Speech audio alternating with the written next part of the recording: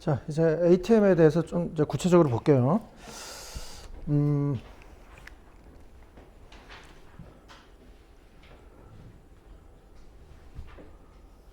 기존에 있는 ISDN의 계층 구조는 MTP1, MTP2, MTP3라고 그랬죠. 그 위가 이제 TUP, TCP, ISUP인데 그 위가 이제 뭐 세 개 하죠. IS 유저 파트라고 해서 이제 이걸 할 수 있는 서비스가 ISDN 서비스인데 예, 기본적으로 이게 여기는 회선 교환을 기반으로 한다 그랬죠. 회선 교환 방식. 자, 근데 지금 제가 얘기하려고 하는 ATM은 제일 밑에 계층이 여기랑 이제 같은 레벨인데 PC 계층이에요. 아니, PM 계층, 피지컬 미디엄 계층. 이거는 광 케이블입니다. 광 케이블. 그 다음에 TC 계층, 트랜스미션 컨버전스 계층. 우리가 이제 소넷 싱크로너스 디지털 하이어라키라고 싱크로너스 옵티컬 네트워크 또는 싱크로너스 디지털 하이어라키 이렇게 하죠. 서비스 이름은. 그 다음에 회선 교환 방식 자리 MTP3에 했던 교환 방식은 이제 ATM 교환 방식이 되죠. 이거는 이제 패킷 교환 방식. 여기서 얘기하는 패킷 교환 방식은 TCP IP 패킷 교환 방식을 얘기하는 게 아니라 교환 방식 종류 회선 교환 메시지 교환 패킷 교환할 때 하는 그 얘기예요. 그 다음에 이제 AAR 계층이라는 게 있고 여기도 요 해당되는 게 SCCP라는 게 있었잖아요. SCCP 계층. ISUP에도 일부 있어요. 일부 SCCP가 이 SCCP 계층이 일부 있고 이거는 이제 실시간 그러니까 서비스에 따라서 맞춰주는 거예요. 그러니까 이 위에 계층에 보면은 사용자 계층이 있고 이거는 제어 계층이 있어요. 그러니까 뭐 응용 계층이죠. 한마디로 응용 계층.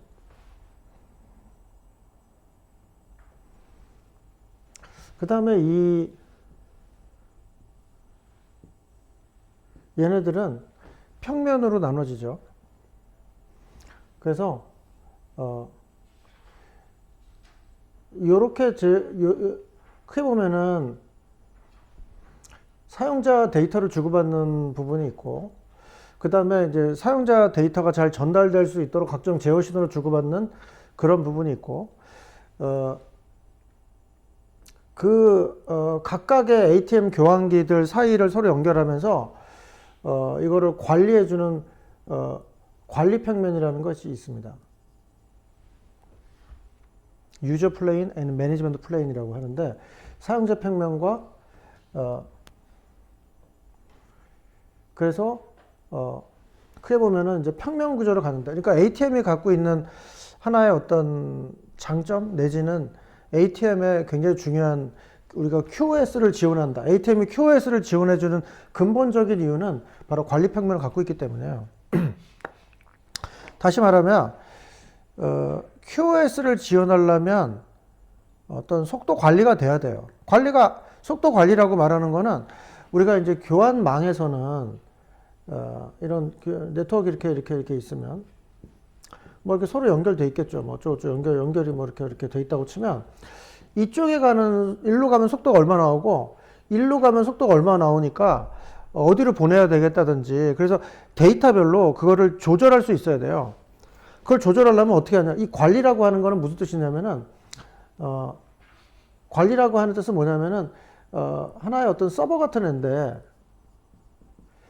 이 모든 장비들을 직접적으로 관장을 하면서 명령을 내려주는 거예요. 그러니까 이렇게 그러니까 이 그림에서 이 사용자 평면과 제어 평면이라고 하는 것은 여기를 말하는 거고, 요게 얘네들은 이걸 말하는 거예요.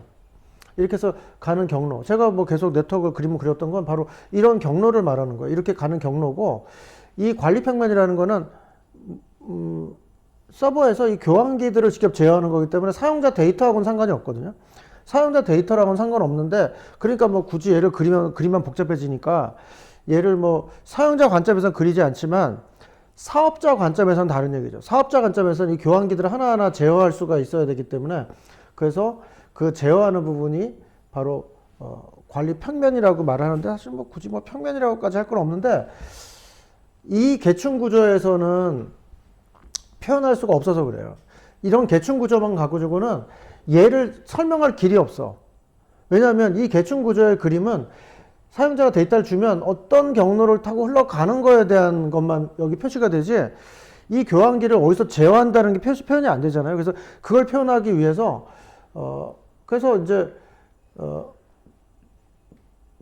예, 여기에서도 각 계층 간의 인터페이스 해주는 계층 관리 기능이 있고,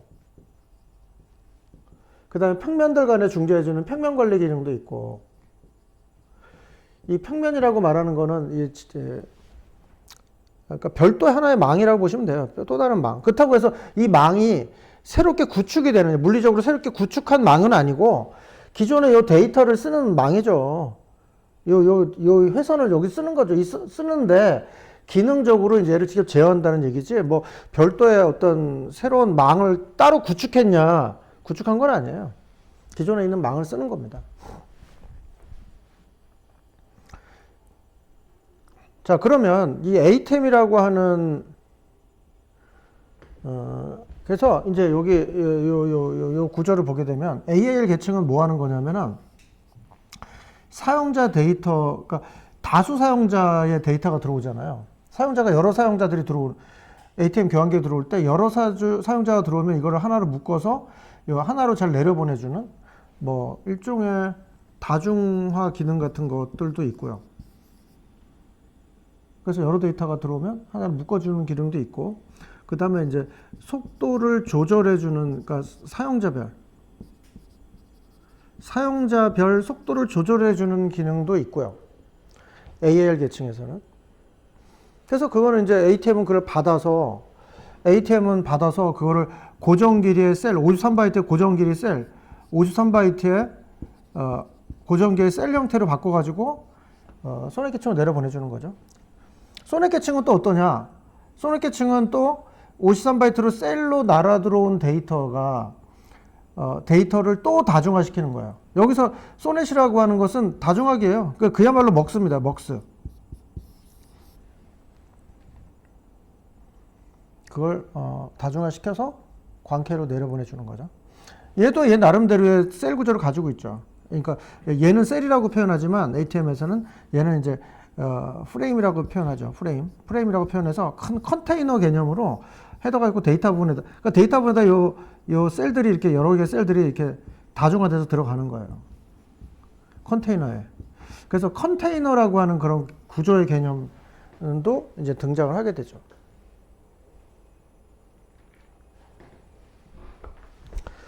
그러면 이게 뭐 엄청 복잡한데, 엄청 복잡하죠. 이거는 제가 이렇게 그림을 그린 거는 ATM 계층만 그려놓은 거예요. 실제로 여기 이 그림에는 PM 계층과 TC 계층이 표현이 안 돼 있어요. 그래서 제가 그 모든 거를 같이 표현하는 그림을 하나 그려드릴게요. 엄청 복잡해지죠, 이제.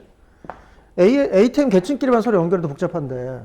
근데 뭐 따지고 보면 그렇게 복잡할 거는 또 아닌 거죠. 일단 ISM 그림부터 간단하게 여기 그린 김에 지우기 전에 한번 그리고 가볼까요? 위에다가 그려볼까요? TDX라고 하는 TDX라는 전자전자 교환기가 있습니다. CDX라는 교환기가 있고, 이 교환기에는 공통선이라는 게 있고, 통화로라는 것도 있고, 이렇게 있죠. 하여튼 뭐 이런 식으로 연결이 되겠죠. 그래서 여기에서 모뎀이 있고, 가정집에 PC가 이렇게 있고, 그 PC가 모뎀을 타고 아날로그 선으로 아날로그 선에 디지털 전용선으로 가죠. 별도로 가정집에 전화기는 따로 들어오는 거죠. 여기서는 아날로그로 가겠죠. 자, 이 중에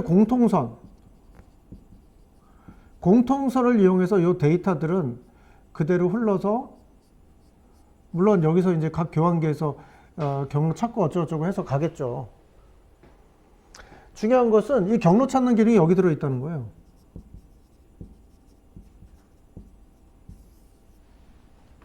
세워서 이렇게 공통선을 통해서 전달을 한다. 이게 바로 전화망 PSTN, ISDN의 구조고요. BISDN 서비스의 구조는 어떻게 되어 있냐면은 가정집에 PC가 있어요. 가정집에 PC가 있으면은 디지털 서비스 유닛이라고 그래서 하나의 모뎀 같은 디지털 장비예요. 이게 공통적인 표준 용어니까 DS라고, 여기도 DS라고 할게요. 디지털 서비스 유닛. 디지털 신호를 받아가지고 장거리 전송할 때 디지털 신호를 처리해서 보내는 거. 그러니까 에러저 코드 같은 거 넣고 막 그런 2계층 장비예요.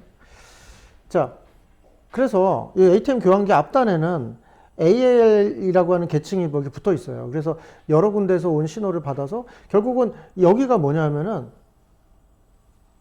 여기가 이 바로 사용자 계층에 해당되는 거예요. 사용자 계층. 여기가. 사용자 계층. 그 다음에 여기가 AL 계층. 그 다음에 그 밑에 ATM 계층이 있겠죠. ATM 계층 밑에는 소넷이라고 하는 다중화 장치가 있습니다. 전송 장비죠. 유럽에서는 SDH 장비고요. 여기도 또 다른 ATM 교환기에서 신호가 날아 들어오는 것을 받는 거죠. 그래서 다중화가 또 된다는 얘기예요. 당연히 ATM의 계층의 윗부분에 AL 계층 기능이 있고, 거기에 또 이제 각종 어디서 날아 들어온 DSU 장비들이 있고, 뭐 컴퓨터도 연결되어 있고, 막 그렇게 되겠죠. 자, 여기 PC를 제가 한 대로만 그렸지만, 한 대는 아니고요. 여기에 PC에는 뭐 이게 기업일 수도 있고, 기업이라면 여기가 여러 대 연결됐겠죠. 가정집이면 한 대고. 근데 가정집에서 잘 안 써요. 왜냐면 이게 워낙 회선이 비싸기 때문에. 그래서 어떤 집에서는 여기가 1메가 회선을 끌어올 수도 있고, 1.544메가. 아니면 뭐 155메가. 155메가를 끌어올 수도 있고, 뭐 이거 엄청 속도 높은 거죠. 뭐 이런, 어떤 회사에서는 51.84메가. 뭐 이런 식으로. ATM은 이렇게 소점 밑에 뭐를 이렇게 155메가, 뭐 몇 메가, 뭐 이런 식으로 이제 속도가 이렇게 나오는데, 어쨌든 그건 계약하는 거예요. 계약하는 거죠. QoS를 이제 계약해가지고 그 서비스를 제공해 준다. 이 소넷 장비가 있고, 그러다 보니까 이 소넷 장비도 155메가용 소넷 장비가 있고요. 이 소넷 장비는 또다시 그 위에 62.08메가 소넷 장비가 또 있어요. 그러니까 155메가 소넷 장비에서 그 62.08메가 소넷 장비로 또 다중화되고, 62.08메가에서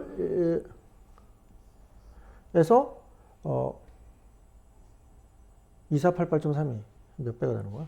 하여튼 뭐 이런 식으로 소넷 장비가 또 다중화돼요. 다중화돼서, 근데 이게 다 뭐냐? 광 케이블이에요. 이게 다 광 케이블입니다. 광 케이블. 그러니까 여기가 ATM 계층이고요. 여기 AL 계층, 여기는 사용자 계층, 그 다음에 여기 TC 계층, 여기 ATM 계층, 여기는 AL 계층, 여기는 PM 계층. 다시 소넷 계층이 또, 그렇죠. 이거는 이제 계층을 그린 거니까, 다시 여기 이제, 그래서 TC 계층이 있고, PM 계층이 있고, 그러니까 TC 계층, PM 계층으로 계속 전달되는 거죠. 전달. 그러니까 전송 계층, 트랜스미션 계층인 거예요, 그래서 실제로 경로를 잡은 거는 저 ATM 계층에서 경로를 잡았지만, 다음 ATM 교환기까지는 PCTM 하면서 가는 거죠. 제가 이제 여기 칠판이 작으니까 이제 더 그리기는 어려우니까. 이렇게 해서 상대방한테 가요. 상대방 똑같이 이제 PCTM 하면서 결국은 상대방 쪽에 이제, ATM 교환기까지 갔겠죠. 상대방 ATM 교환기로 가서, 위에다 그릴까? 이렇게. 그래서 이제 여기 상대방 쪽에 소넷 장비가 있을 거고, 그 상대방 쪽에 다시 이제, PM이죠. PC가 아니고. 그 다음에 여기에 이제, 소넷 장비가 있고, 뭐 이것도 다중화 되는 거죠. 이제 이제 이렇게 해서 이렇게 연결돼서 소니 장비가 이제 하나의 ATM 교환기로 넘어가고 ATM 교환기가 DSU 장비를 거쳐가지고 여기서 이제 하나의 PC에 연결이 되는 거죠. 그래서 요 PC에 있는 사람이 이렇게 와가지고 이렇게 해서 요 사람하고 통신을 하게 되는 거죠. 여기서 통신할 때 PC에 있는 이 사람은 중간에 무슨 뭘 거쳤는지가 중요하지 않죠. 이 사람은 그 관심사가 아니에요. 그 자기 앞에 있는 DSU 장비만 잘 꽂혀 있으면 되는 거고, 각 계층은 자기 계층의 일만 하면 돼요. 그 밑에 계층에서 뭔 일 하는지는 신경 쓸 필요가 없죠. 이것이 바로 계층 구조, 계층화의 장점인 거죠. 자, 이런 식으로 전체 구조는 되어 있습니다. 그러니까 이거가 이렇게 그리면 너무 복잡해지니까 이렇게 그리는 계층 구조로 그리는 그림을 좀 익숙할 수 있으셔야 돼요. 정보통신 기술사에서는. 근데 그 산업계측이나 전자응용도 이 정도 흐름은 이해를 하고 있어야죠. 기술사니까. 이 정도 흐름도 모르고 그냥 막 제어만 하고 막 뭐 전자 뭐 회로 뭐 이러면 그렇잖아요. 그러니까 기본적인 큰 틀에 이것은 통신에 대한 이해라기보다는 시대에 대한 흐름이에요. 시대가 어떻게 흘러왔는지에 대한 그런 부분이기 때문에 이 부분들이 별거 아닌 것 같아도 이게 결국은 이 시대를 이만큼 진화시켜 놓은 거거든요. 이게 없었으면 AI가 되겠어요? 이게 없으면은 제가 지금 유튜브로 지금 며칠 전에 나온 거 제가 그 스페이스 X에서 부스터 버전 3를 봤거든요. 이제 화성 가는 거 올해 연말에 쏘는데 그거를 이제 그게 가능하겠냐고 이런 히스토리가 없었는데 그게 되겠냐고요. 통신에 거기서 기본적으로 카메라로 찍잖아요. 며칠 전에도 누리호모 할 때 전부 카메라 찍잖아요, 전부 다. 그 뭘로 써요? 그 네트워크는 뭔데요? 이런 게 있었으니까 그게 되는 거죠. 네. 자, 이제 그러면 이제 지금은 ATM 하는 거니까 ATM에 대해서 좀 보도록 하죠. ATM은 ATM 교환기가 있고 그 밑에 당연히 ATM 교환기에 소넷먹스가 있고 또 다른 ATM 교환기가 소넷먹스는 또 다른 소넷먹스가 있고 또 다중화 되면서 가는 거예요. 근데 너무 복잡. 지금 ATM 교환기 보고 있는데 이게 ATM 교환기들만 보고 있는데 중간에 소넷 장비까지 다 보면 헷갈리니까 교환기 한번 보자고요. 왜냐하면 이것이 바로 계층 구조이고 그것이 버추얼 커넥션 우리가 ATM 어차피 그 밑에 계층은 알아서 다음 ATM 교환기한테 연결시켜 줄 거니까. 그래서 이제 ATM 교환기 한번 보는 거죠. ATM 교환기는 어떻게 동작하냐. 얘가 한번 경로를 찾아요. 그래서 경로를 한번 딱 찾은 다음에 목적지까지 가서 경로를 찾고 그 다음에 얘가 그 경로를 컨펌을 해오면 그 경로로만 계속 데이터 보냅니다. 그러면 아니 근데 경로 찾는데 시간 좀 걸리지 않나요? 걸리죠. 처음에 한 번은 걸리는데 처음에 한 번은 경로 찾는데 걸리는데 그 다음부터는 경로를 안 찾아요. 이게 뭐 너무 당연한 거 아닌가요? 라고 생각할 수 있는데 얘보다 먼저 나왔던 1974년 나왔던 TCP/IP라는 거. ATM은 이렇게 한 번 찾는 경로를 찾는데 TCP/IP라는 애는 어떤 애냐면은 게이트웨이가 있어요. 게이트웨이 장비들이 있습니다. 라우터죠. 게이트웨이들이 있어요. 게이트웨이가 있습니다.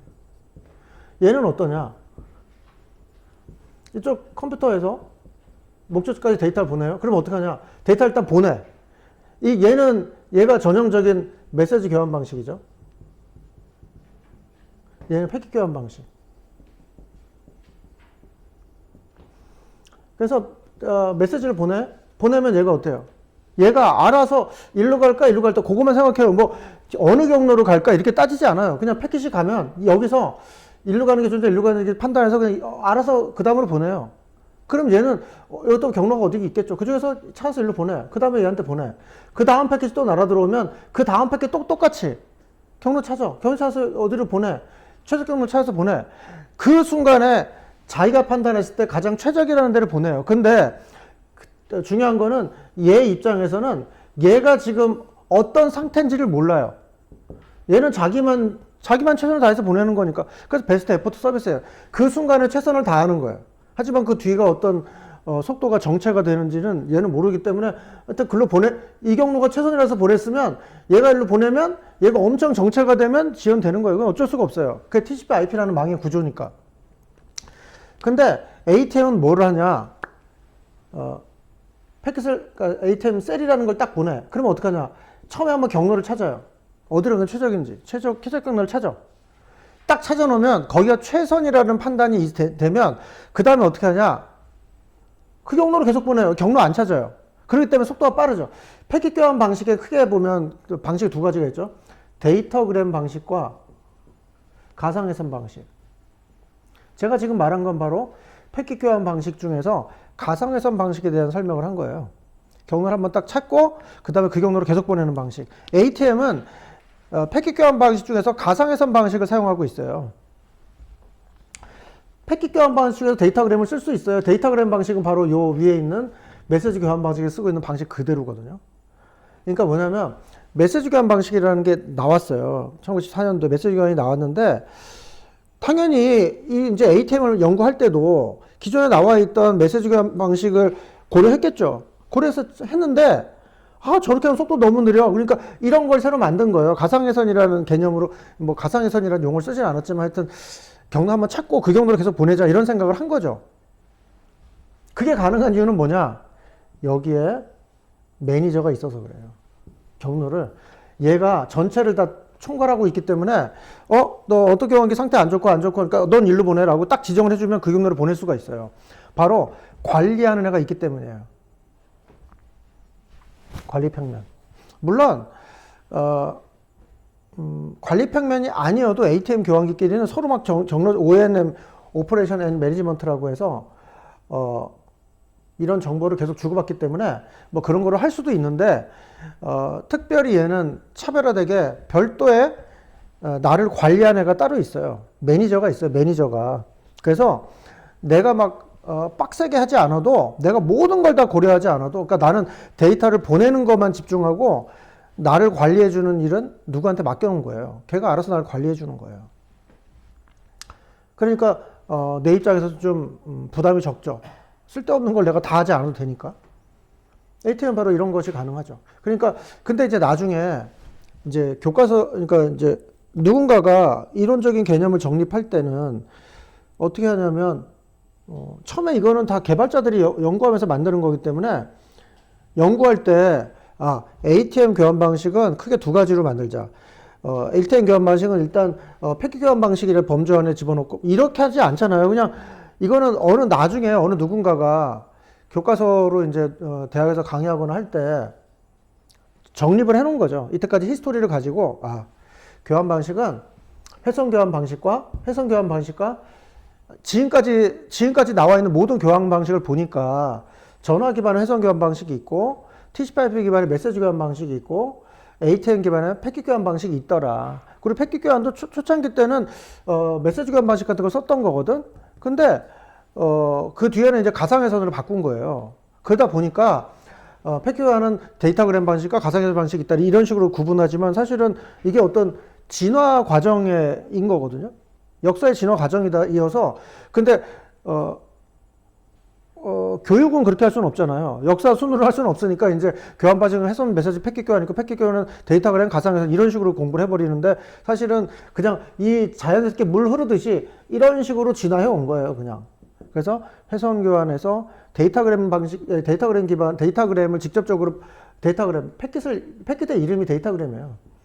얘 헤더를 보고 경로로 그냥 지가 알아서 찾아서 베스트 에포트 해가지고 찾아서 던져주는 메시지 교환을 썼고 그러다가 그 방식을 광 케이블 기반으로 만들면서 ATM이라는 그 계층 구조를 새로 BIC-된 계층 구조를 만들고 거기서 초창기 때와 데이터그램 그 메시지 교환을 썼던 걸로 했는데 그거는 좀 효율이 떨어져. 그래서 가상회선이라는 것도 이제 만들게 된 거죠. 이렇게 이제 진화를 해온 거죠.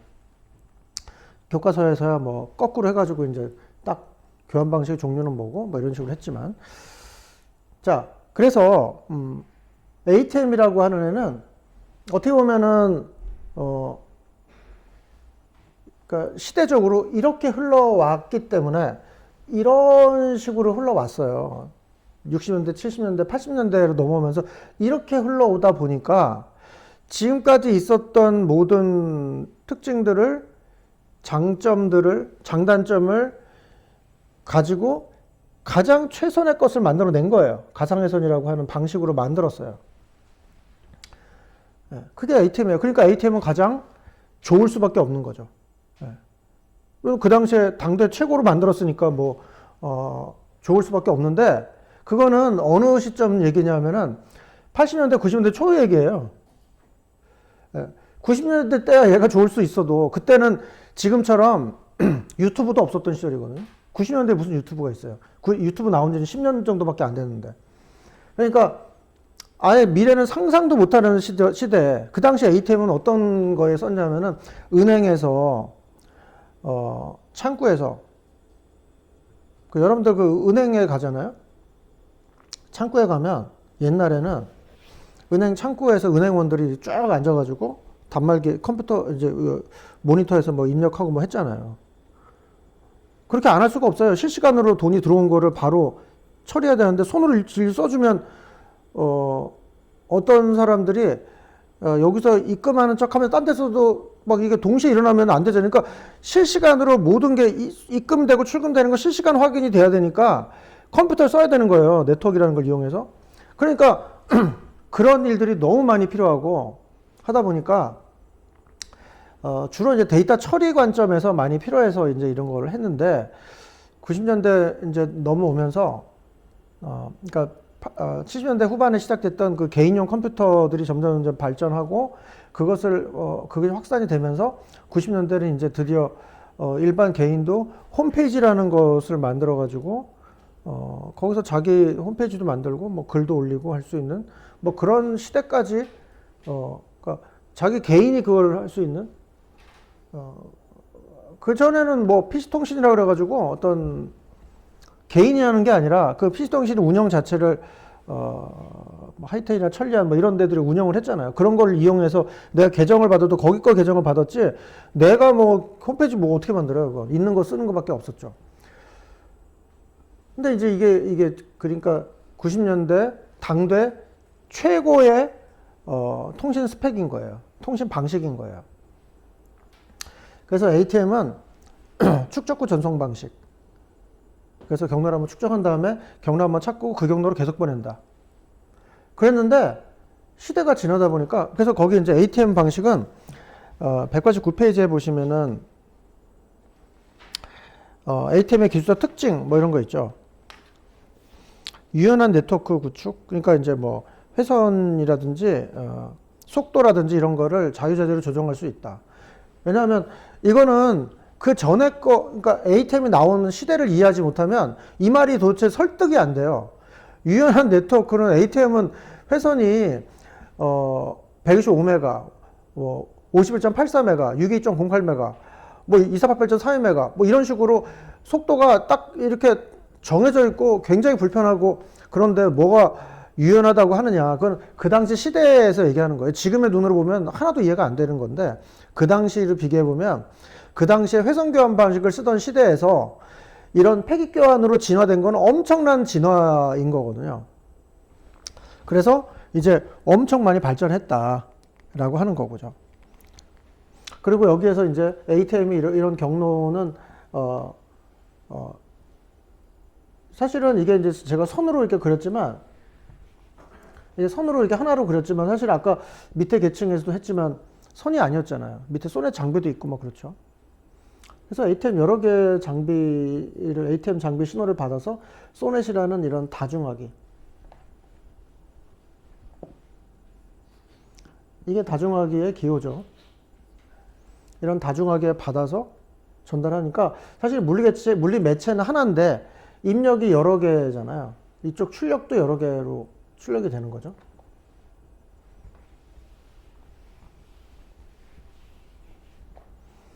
그러니까 ATM 교환기는 여러 대가 있고, 거기서 먹스를 거쳐가지고 또 뭐 먹스도 또 다중화가 되니까 뭐 이렇게 그리자면 한도 끝 없이 복잡해지는데 엄청 복잡해지겠죠. 이제 먹스도 근데 반대쪽은 다시 뭐 이렇게 해가지고 또 다시 갈라줄 거고, 이렇게 갈려온 거는 또 다시 갈라져가지고, 결국은 ATM 교환기 쪽으로 이렇게 연결될 건데, ATM 이렇게 연결되는 거죠. 그러니까 시작하고 끝나는 거 보게 되면 어떤 느낌이냐면은, 뭐, 이건 모르겠고, 이건 모르겠고,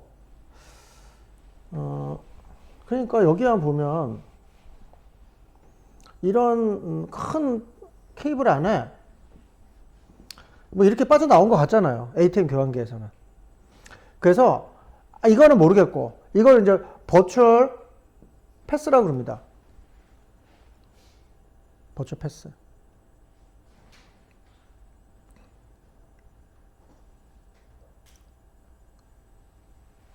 네.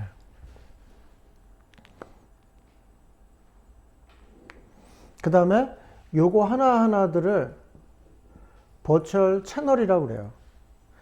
말이 버추얼이지 실제로는 아까 손의 장비들에 걸쳐서 실제로 물리적이네. 버추얼이 아니에요. 실제로 피지컬리 연결이 되는 건데, 근데 ATM 계층 관점에서는 쥐가 그걸 알 필요 없잖아요. ATM은 알 필요가 없죠. 3계층이니까 걔는 밑에 2계층과 1계층에서 어떻게 전달되는지를 알 필요가 없으니까 버추얼이라고 표현을 쓴 거예요.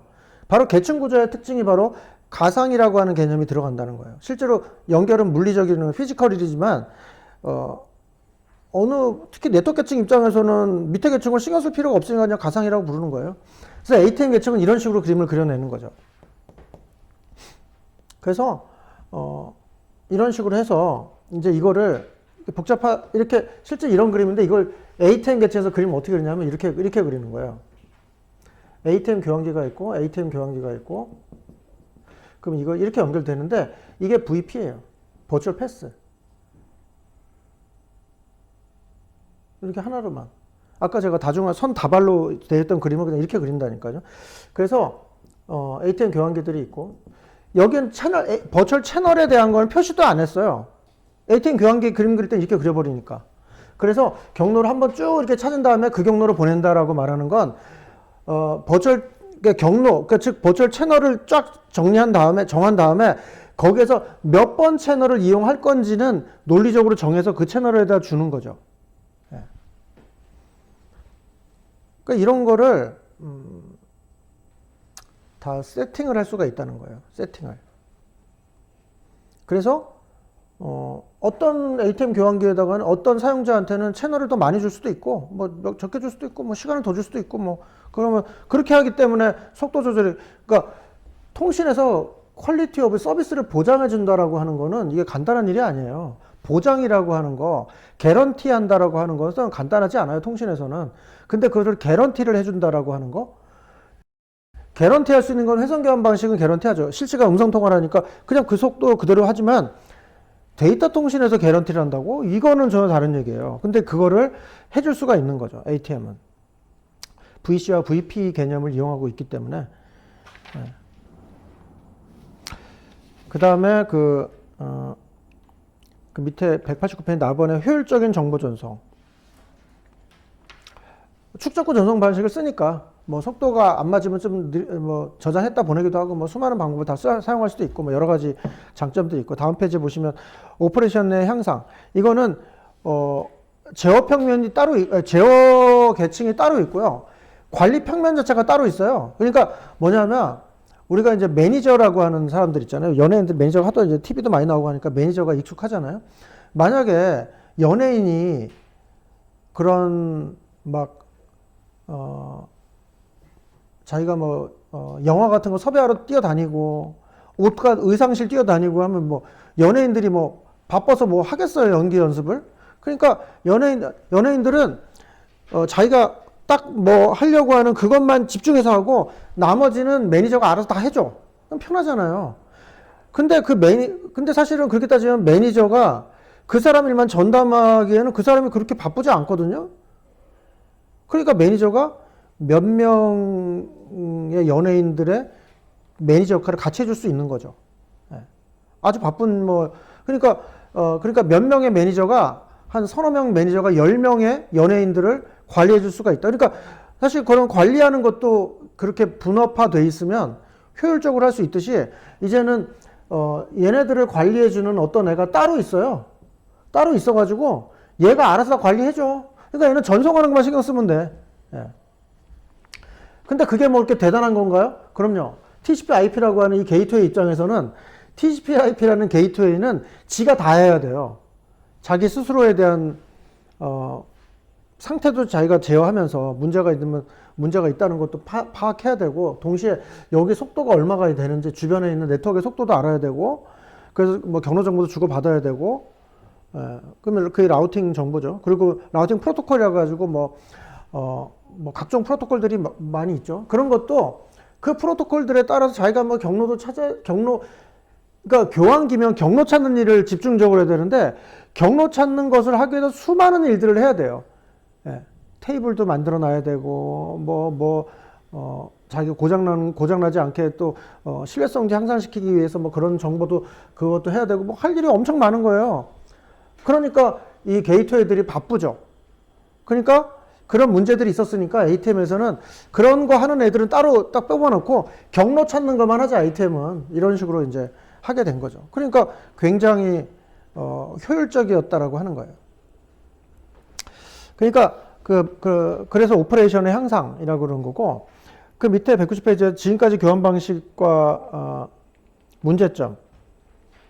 그러니까 기존의 회선 교환 방식이나 메시지 교환 방식, 이런 방식하고 이제 비교 같은 것들을 할 수 있겠죠.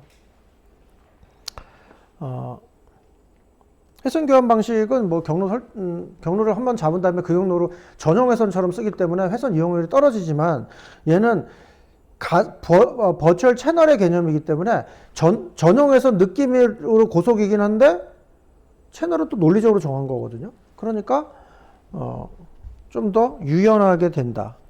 예. 패킷 교환 방식하고, 그러니까 여기서 얘기한 패킷 교환은 ATM이라서 그런 거고요. ATM이 패킷 교환이잖아요. TCP/IP는 메시지 교환이란 말이에요. 그러니까 근데 우리가 TCP/IP를 패킷이라고 말하잖아요. 패킷 통신이라고 말하잖아요. 그 관점에서 얘기한 거예요. 지금 이거 용어 헷갈리시면 안 돼요. 여기서 190페이지에서 말하는 패킷 교환이라고 말하는 거는 TCP/IP 패킷을 말한 거예요. TCP/IP 패킷. 네. TCP/IP 패킷이고, ATM은 셀 교환 방식이에요. 셀 단위고, TCP/IP는 패킷 단위고, 지난주에 했던 용어로 따지면 TCP/IP는 메시지 교환 방식이고, ATM은 패킷 교환 방식인데, 여기서 나와 있는 나번의 패킷 교환 방식이라고 말하는 거는 메시지 교환 방식인 TCP/IP 패킷을 말한 거예요. 걔하고 비교하면 TCP/IP는 패킷 길이가 가변이잖아요. 그러니까 속도 조절이 안 되잖아요. 근데 ATM은 속도 조절이 되잖아요. 그래서 좋다고 하는 거죠. 자, 다음 페이지 192페이지를 보시게 되면 ATM 교환 방식의 원리는 그런 다중화시켜서 보내는데, ATM은 이렇게 셀 단위로 53바이트 앞에 5바이트의 헤더하고 48바이트의 데이터 영역으로 된 그런 헤더와 데이터 구조를 갖는, 헤더와 거기 그림으로 따지면 페일로드라고 했죠. 헤더와 페일로드 구조를 갖는 그런 구조로 되어 있다. 그래서 ATM은 목적지로 갈 때 이 헤더 부분이죠. 헤더 부분. 요 헤더 부분이 계속 바뀌어요. 헤더 부분은 어떤 정보가 들어가냐면 다음 ATM 교환기의 정보가 들어가요. 그러면 글로 보낼 거니까. 그 정보가 계속 헤더가 계속 바뀌지만, 페일로드는 실제 사용자 정보이기 때문에 그건 사용자가 보내려고 한 데이터니까 걔는 바꾸면 안 되는 거죠. 그렇게 해서 목적지까지 가게 된다. 그것이 ATM이고요. 다음 페이지에 보시면 이제 194페이지에 보시면 소넷 SDH. 이제 ATM 이렇게 보내면 그 다음 장비예요. 이제 버추얼 패스와 버추얼 채널에 해당되는 부분인데, ATM 입장에서는 가상이지만 실제로는 물리적인 얘기예요. ATM 교환기가 신호를 보내면 ATM 교환기 바로 다음 단에는 SDH 소넷이라고 하는 이런 디지털 먹스 장비가, 다중화 장비가 있어요. 그래서 얘는 어떤 애냐면은 컨테이너식으로 돼 있어요. 그리고 얘는 기본적으로 누가 만든 거냐면은 ATM 진영의 뭐 원조가 어때요? 벨 연구소 AT&T잖아요. 그러니까 전화 기반이란 말이에요. 디지털 전화 교환기. 그러니까 전화 교환기이기 때문에 그 머리를 벗어났으면 되는데, 사실은 뭐 이렇게 지금도 뭐 이렇게 우주선도 만들어서 화성도 보내고 막 이러니까 대단한 뭐 엄청난 기술인 것 같잖아요. 근데 사실은 그게 뭐 엄청난 기술이에요. 만약에 여러분이나 제가 학교 졸업하고 나서 그런 거 하는 회사로 입사를 했어요. 그러면 그거 했겠죠. 뭐 시키는 거 하는 거지. 뭐 있어요? 뭐 대단한 뭐 얼마나 천재야 뭐 그게 해요. 근데 그게 집단 지성으로 계속 같이 하고 뭐 하다 보니까 이제 지금까지 오는 것처럼 그게 뭐 별건 아니에요. 그러니까 전화 교환기 만들던 사람이 전송 장비를 만드니까 딱 이렇게 되는 거예요. 어떻게 하냐? 120 마이크로세컨드 단위로 전송하는 거죠. 이제 여기 당연히 헤더가 있겠죠. 여기는 이제 페일로드가 있고, 그 여기는 셀이 들어오면 이 소넷은 어떤 역할이냐면 마치 버스 같아요. 버스 같이 소넷은 다음 소넷 장비한테 보냅니다. 그러니까 가는 경로가, 그러니까 그림상으로는 예를 들면 ATM 교환기가 아까 제가 이렇게 그렸잖아요. ATM 교환기가 있으면 이리도 갈 수도 있고 이렇게 그림을 그렸잖아요, 제가. 이렇게 그림을 그렸다는 거는 어떻게 그린 거냐면 정확하게 얘기하면 이게 아니고요. 이거 안 지우고 제가 다른 색깔로 다시 그려볼게요. ATM 교환기는 이렇게 와가지고 소넷 먹스가 있는데 소넷 먹스가 이쪽으로 와서 이렇게 이건 반대쪽으로 해야 되겠구나. 이렇게 와가지고 이렇게 연결되거나 아니면 이렇게 와서 이렇게 연결된 거예요. 이거를 요 까만색으로 이렇게 표현한 거지 실제로는 물리적으로는 이렇게 빨간색으로 돼 있는 거죠. 실제로는.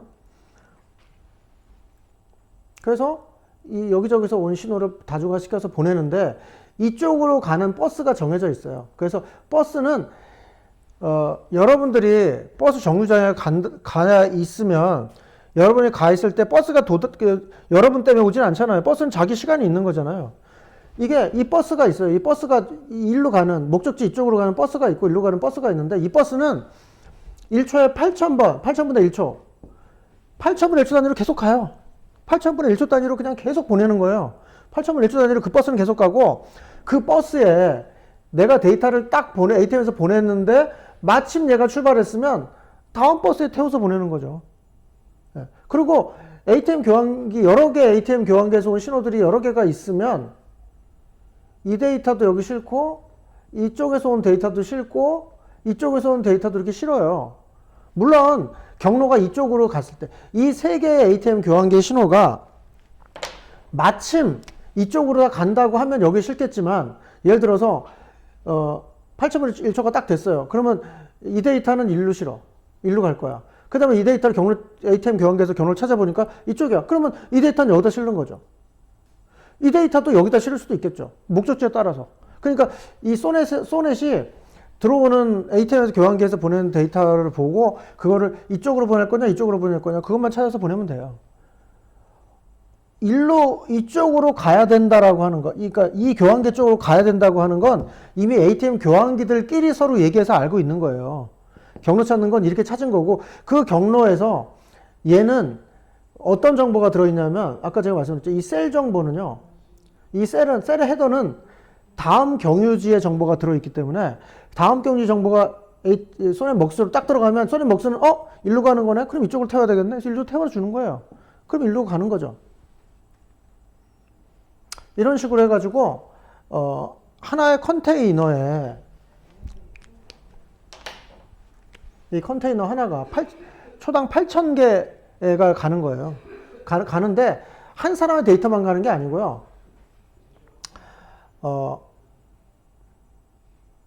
이게 이쪽에 90바이트 이게 9줄 90바이트 거기 194페이지 맨 밑에 보시게 되면은 90행 구열의 데이터 그 중에서도 3바이트, 1바이트 요건 헤더 정보고요. 나머지의 정보들이 87바이트 그러니까 거기 헤더까지 여기 패스오버 그러니까 1바이트라고 하는 것까지 포함해서 87바이트예요. 패스 오버헤드 빼놓고는 이제 86바이트인데, 하여튼 사용자 정보는 86바이트에 들어가요. 86바이트. 그러니까, 근데 아까 ATM 셀은 53바이트라고 했잖아요. 예. 53바이트인데 이게 9열이니까 53바이트짜리를 몇 개 들어갈 수 있냐면은, 53바이트만 이 정도 되잖아요. 대충? 이 정도? 그러면 하나, 두 개, 뭐 세 개, 네 개, 다섯 개, 뭐 여섯 개 하면 뭐 꽤 들어가겠죠? 열 몇 개 들어가겠죠? 그러니까 뭐 그거는 제가 53바이트라고 가정하고 한 ATM에서 53바이트짜리 딱 셀을 한 개씩만 보냈다고 뭐 쳤을 때, 그러니까 한 사람이 하나씩 데이터 보냈다고 쳤을 때 열 몇 명이 동시에 통신할 수 있다라고 하는 거고, 뭐 한 사람이 뭐 이제 CBR 서비스를 어떤 속도로 서비스를 했으면 그 사람은 셀을 한 몇 개를 동시에 할 수 있겠죠. 네. 그러니까 예를 들어서 버스를 타도 몇 사람 뭐 내 동시에 뭐 내 친구들 내가 같이 태워서 가면 한꺼번에 같이 가는 거고, 나 혼자 갈 수도 있고 뭐 그렇게. 그냥 소넷이나 SH는 그냥 계속 승객이 있건 없건 간에 그냥 계속 운행을 해요. ATM 셀이 ATM 교환기가 데이터를 안 보내면 빈 셀로 빈 프레임으로, 이거 ATM 소넷은 이제 프레임 구조니까 이름이 프레임이니까 빈 프레임 그냥 보내는 거예요. 어차피 가는 거야. 빈 거도 가요. 빈 거로 계속 가고, 데이터가 있으면 실어서 가고, 없으면 빈 거 가고, 뭐 이런 식으로.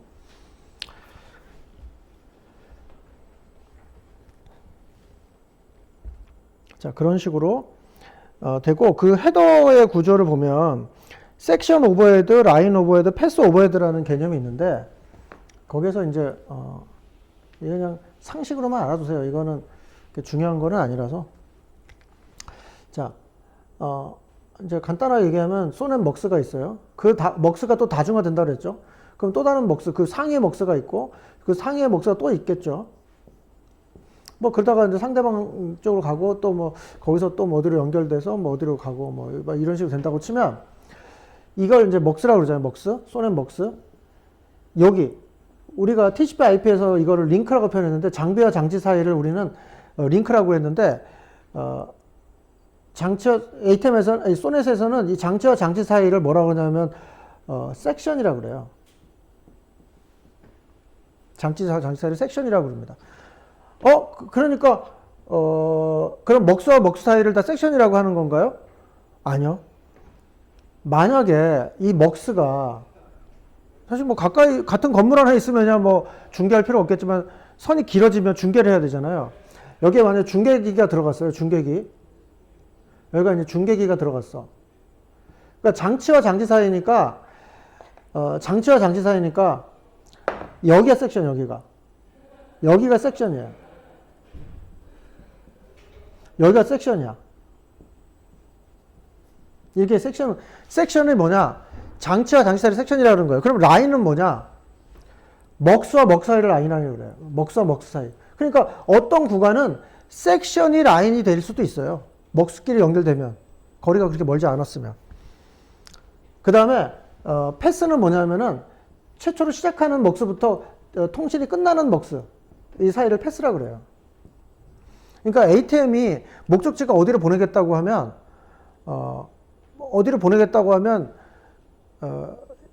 ATM 교환기에서 상대방 ATM 교환기까지 전체를 하나의 선으로 딱 이어버리잖아요. 이렇게 아까 제가 그림에서도 그러잖아요. ATM 교환기과 ATM 교환기 있으면 이렇게 연결하잖아요. 이렇게 연결되는 곳이 패스예요. 패스. 물론 이제 뭐 패스 용어는 소넷 계층에서 얘기할 때 ATM 교환기에서는 패스라고 하지 않는데, ATM 교환기에서는 아까 그랬죠. 버추얼 패스라는 표현을 썼었죠. 네. 실제로 소넷 장비에 처음 시작할 때부터 끝날 때까지. 그러니까 어떻게 되냐면 이 소넷의 헤더 구조 중에서 패스 오버헤더라는 것은 헤더 정보를 뜻하는 건데, 패스 정보는 어떤 정보냐면은 시작하는 소넷 먹스에서 끝나는 소넷 먹스 정보가 들어가는 거기 때문에, 얘는 소넷 먹스로 딱 들어올 때 패스 오버헤더는 안 바뀌어요. 중간에서 절대 바뀌지 않아요. 다음 경유지가 어디라는 거에서, 그러니까 섹션 오버헤드는 계속 바뀌어요. 왜냐하면 다음 경유지가 어디라는 거 거기다 써야 되니까. 다음 경유지가 뭐 1번 중계기다, 뭐 다음 경유지가 뭐 또 다른 어떤 소넷 먹스다, 뭐 이렇게 이름을 계속 바꾼단 말이에요. 장비마다 자기 고유 아이디를 넣어서. 라인 오버헤드는 다음 먹스가 어디냐, 다음 먹스의 정보가 들어가요. 그러니까 먹스를 지날 때마다, 소넷 장비 지날 때마다 라인 오버헤드는 바뀌어요. 그러니까 소넷 섹션 오버헤드는 모든 장비 지날 때마다 계속 바뀌는 거고 다음 장비의 이름을 계속 거기다 써놓게 돼 있고요. 라인 오버헤드는 다음에 도착할 먹스의 번호가 거기 들어가요. 예, 그래서 이걸 보고서는 다음 경유주 애들은 이걸 판단하는 거예요. 다음 경유주 애들은 어디로 가야 되는지 이걸 판단하는 거고, 패스 오버되는 최종 목적지. 그러니까 최종 목적지가 어디다 그러면 그 경로로는 기본적으로 가는데 중간 경로가 섹션과 라인이 어디다라는 것을 이제 여기다 얘기하고, 그걸 가지고 이제 그러니까 최종적으로 어디로 간다라고 하는 건 ATM 계층에서 경로를 찾았기 때문에 그 찾은 경로 가지고 이미 기본적인 이 소넷 계층에서의 소넷의 전체 네트워크, 소넷 네트워크에서의 기본적인 패스 정보들은 다 정리가 돼버려요. 어딘지. ATM 교환기 정해놨으니까. 그 다음에 이제 거기를 실질적으로 전달하는 과정 속에서 소넷망 내부에서는 섹션과 라인이 계속 바뀌어가면서 이제, 전송 되는 거죠. 중계 되는 거죠. 자, 그러면 소넷의 195페이지 보시면, 51.84짜리가 가장 기본적인 하나짜리고요. 51.84 교환 소넷 먹스가 3개가 붙으면 155.52가 되고요. 그거 교환기가, 그러니까 STS 1급의 교환기는 51.84를 내보낼 수 있는 애예요. 51.84를 내보낼 수 있는 애고, STS 3급의 소넷 먹스는 150.52. 근데 STS1이라는 이름도 있고 OC1이라는 이름도 있는데 이건 무슨 차이가 있냐 이런 거예요. 이제 여기서 이제 광통신 얘기가 살짝 나오게 되는데, 자 이제 다시 보면 ATM 밑에 소넷 장비가 있죠. 소넷 장비 밑에는 제가 또 다른 소넷 장비가 있다고 그랬죠. 이거는 이렇게 소넷 장비 뭐 이렇게 표현을 해놨다면 이거는 뭐냐면 그 BISDN 계층 구조 중에서 PC 계층과 PM 계층과 TC 계층, 그 다음에 ATM 계층 이렇게 있잖아요. ATM 계층은 이거죠. TC 계층은 이거죠. PM 계층은 표시 안 한 거예요. 이제 피지컬 미디움 광 케이블까지 표시하면 여기에 이제 뭐냐면 여기에 광 트랜시버가 들어가요. 물론 이 장비에 같이 내장돼 있죠. 그래서 광케이블, 그러니까 소넷 장비는 광케이블을 지금 꼽는 장비예요. 그래서 광이 여기 꽂힌다고요, 이렇게. 그래서 아까 STS 1급이라고 말하는 거는 여기서 내부에서 처리되는 데이터의 속도를 얘기하는 거고, OC라고 하는 거, 옵티컬 커넥션이라고 말하는 OC는, 그러니까 STS라고 말하는 거는 이 내부에서의 그 컨테이너에 대한 거를 STS 1급 컨테이너다. 컨테이너의 크기 가지고 얘기하는 거예요. OC로 말하면 나가는 데이터의 속도를 말하는 거예요. 똑같겠죠. 왜냐하면 안에 처리된 게 그대로 나갔을 테니까. 그래서 이제 말은 같은 말인데, 그러니까 물리 매체, 그러니까 피지컬 미디움 레이어에서 보게 되면 소넷은 OC1의 데이터를 보내는 거예요. 광으로. 근데 소넷 장비 내부에서는 STS 1급의 속도로 처리되거나 STS 3급, STS 12급의 속도로 처리가 되는 거죠. 컨테이너의 크기예요, 컨테이너. 그러니까 조그만 마을 버스냐, 아니면 큰 뭐 일반 시내 버스냐, 아니면 2층 버스냐, 뭐 그런 얘기예요. 자, 그렇고 그 맨 밑에 그림에 보시면은 이제 소넷 먹스도요. PT라고 하는 것이 소넷 먹스예요. ST라고 하는 건 리피터, 중계기. 그러니까 PT하고 ST 사이는 섹션, ST하고 LTE 사이도 섹션. 그리고 PT하고 LTE 사이는 라인. 그 다음에 PT하고 끝에 PT 사이는 패스죠. 그러니까 PT라고 하는 게 뭐냐면 ATM 교환기 바로 ATM 교환기랑 붙어 있는 애를 PT라고 그래요.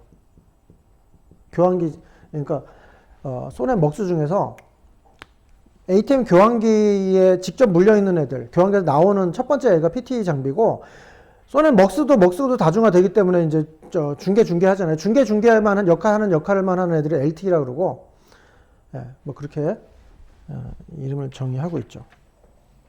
자, 소넷은 그런 구조고요. 그러면 SDH 구조는 어떠냐? 이건 유럽식인데, 소넷의 문제점을 좀 더 개선해서 나온 거예요. 뭐 특별한 건 없어요. 소넷은 51.84가 기본 속도거든요. 근데 SDH는 197페이지 메뉴에 보시면 90행 구열이었는데 SDH는 270행 구열이에요. 그러니까 3배 속도가 3배의 데이터를 더 실을 수 있어요. 2층 버스, 3층 버스, 3층 버스. 3층 버스 개념이에요. 그러니까 버스가 한 번에 같이 가면 데이터를 3배로 보낼 수가 있다. 그러니까 SDH가 더 빠르다 이거죠. 기본 속도가 그래서 150.52메가예요.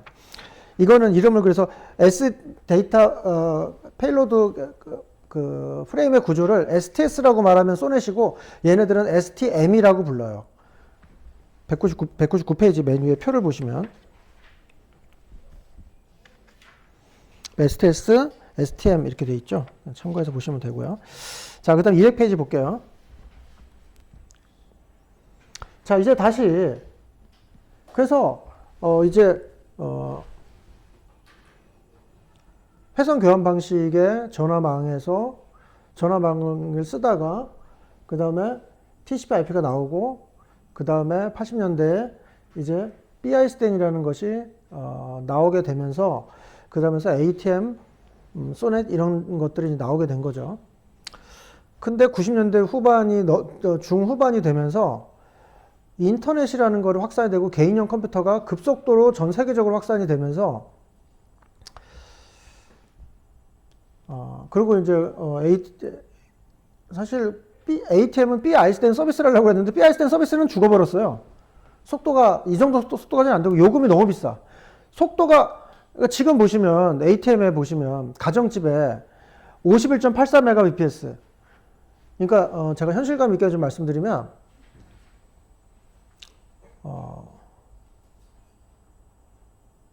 서울시청이에요. 서울시청. 옛날 얘기하는 거예요. 2000년대 초반에. 51.84Mbps의 데이터 회선을 서울시에서 끌어왔었거든요. 끌어왔는데, 이제 그 공공기관은 이제 그 당시에 KT는 이제 또 국가기관이었으니까, 공공기관, 그러니까 그 지자체가 아니죠. 그 당시에 지방자치제도도 아니었을 시절이니까, 하여튼 그 정부 관청에서 하는 거니까 또 요금 할인을 해가지고, 한 달에 1,000만 원 정도쯤 됐어요. 대략 회선 요금이 51.84 메가bps 속도가요. 1,000만 원 할인해가지고 그럼 민간 회사는 얼마나 되겠어요? 그런데 가정집에서요. 여러분 집에 인터넷이 100메가가 넘는다니까요. 지금 51.84가 아니라고요. 요금 얼마나요? 1, 2만 원밖에 안 내요. 그 정도라고요. 그 정도 차이가. 그러니까 ATM은, 그러니까 BIS는 죽어도 ATM은 속도가 빠르니까 안 빨라요, 이게 안 빠르다고. 계위 구조 때문에 얘네들은 속도를 예를 들면, 보세요. 155메가, STM 구조도 말해, STM 1급이 155메가거든요. 내가 100메가 회선을 끌어 쓰겠다고 하면 155메가를 끌어 써야 돼요. 그러니까 여러분이 집에서 이제 ATM으로 100메가 회선을 끌어 쓰고 싶잖아요. 그럼 어떻게 하면 되냐면 KT에다가 STM 1급 회선을 끌어주세요라고 하는 거예요. 그러면 1급 회선을 집에 끌어주잖아요. 일단 한 달에 여러분 연봉을 써야 돼요. 한 달에. 그러니까 큰맘 먹고 사가지고 한 달 운영하고 여러분들은 파산을 하셔야 돼요. 그러니까 뭐 게임이 안 되는 거예요. ATM 아니 근데 어떤 기업체에서 우린 돈 많아요. 저는 삼성전자거든요. 좋아요. 그런데 속도가 얼마 필요하신데요? 속도요? 저희는 회사가 커가지고요. 직원도 많고 데이터도 많으니까요. 10메가 필요해요. 10메가. 아니, 10기가요. 10기가. 거기 계위 구조 보세요. 10기가 서비스하는 계위가 없어요. STM48이 7기가야. 10기가짜리가 없어요. 쓰고 싶어도 없어요. 예. 그래서 이제 그 뒤에, 광 계위가 새로 나왔죠. 나중에 광통실할 때 나와요. 그건 그때 가서 제가 또 다시 한번 말씀을 드릴 건데 이제 그래서 몇십 기가짜리의 광통신 계위도 나오게 되긴 했는데 어쨌거나 ATM 가지고는 서비스 자체가 안 돼요. 인터넷 서비스에 맞질 않아요. 근데 그러면 인터넷 서비스 안 맞으니까 이제 TCP/IP 쪽으로 가야 되겠다. 갈아타자. 갈아타려고 하는데 ADSL 이런 거, 그 서비스를 해주는데, 교환망이 속도가 너무 느린 거예요. 왜냐면 베스트 에포트 서비스를 하는 거니까.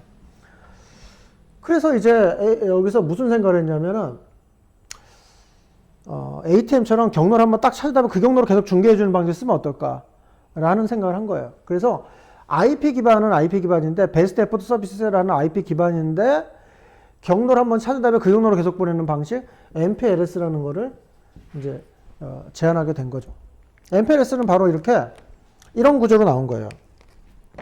시대가 회선 교환 방식에서 회선, 메시지, 패킷, 그 다음에 MPLS 이런 구조로 다시 계속 가는 거예요. 90년대 후반에.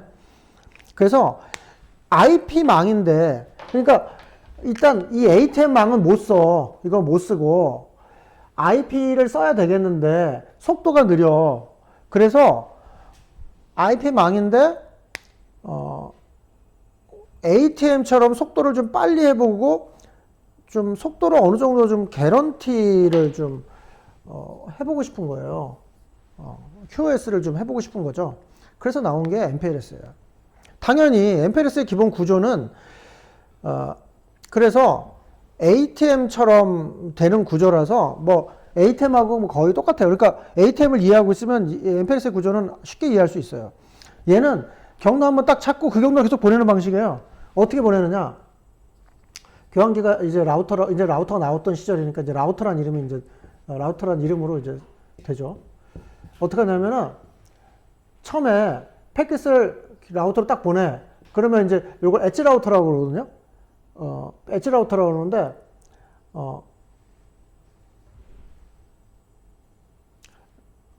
앞에다가 제일 먼저 경로를 찾아요. 최적 경로를 찾아서 목적지까지 한번 가. 그 다음에 그걸 컨펌해. ATM이랑 똑같죠. 예.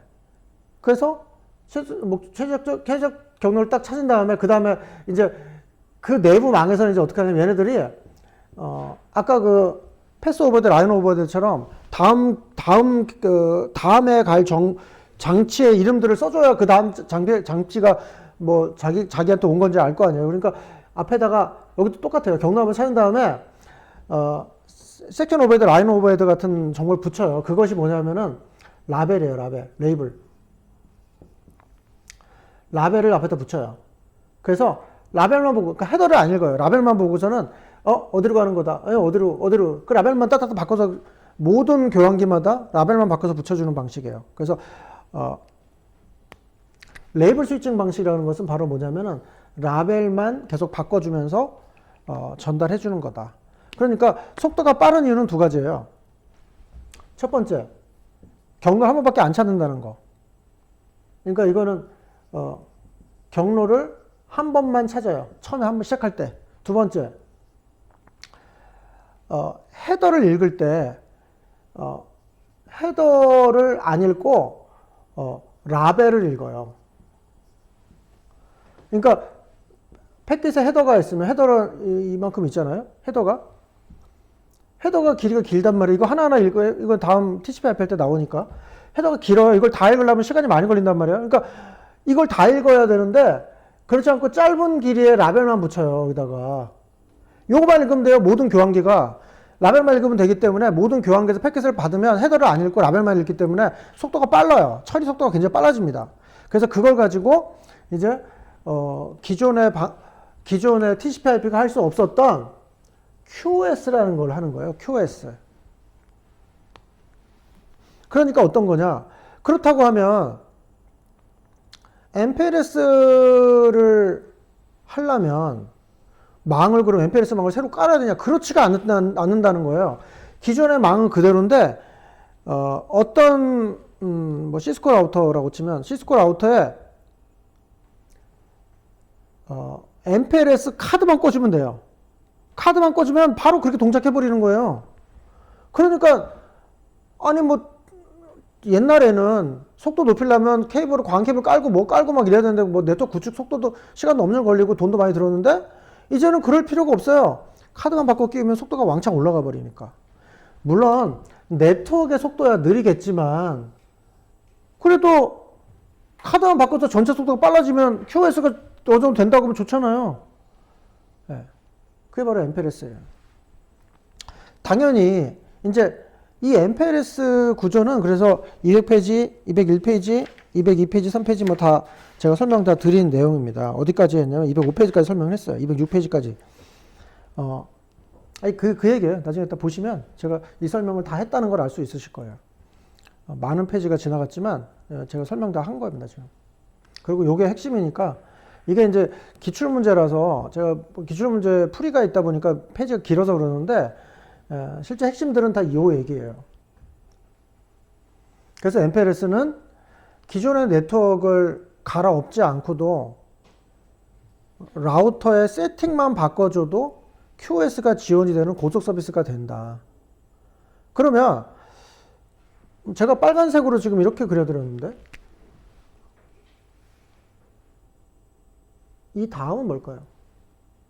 이렇게 와서 그러니까 회선 교환 방식에서 디지털 통신을 하려고 하니까 속도가 안 나와. 근데 하여튼 그 74년도에 이게 TCP/IP라는 게 나오고 그 회선 속도를 내기 위해서 TCP/IP 모델을 좀 더 개선해 가지고 ATM이 나와.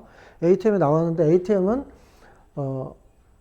속도가 뭐 얼마 안 돼. 그런데도 엄청 비싸. 그래서 MPLS가 나왔어. 근데 MPLS는 어떤 거냐면 네트워크 구조를 안 바꾸고도 회선도 안 바꿔도 속도가 빨라져.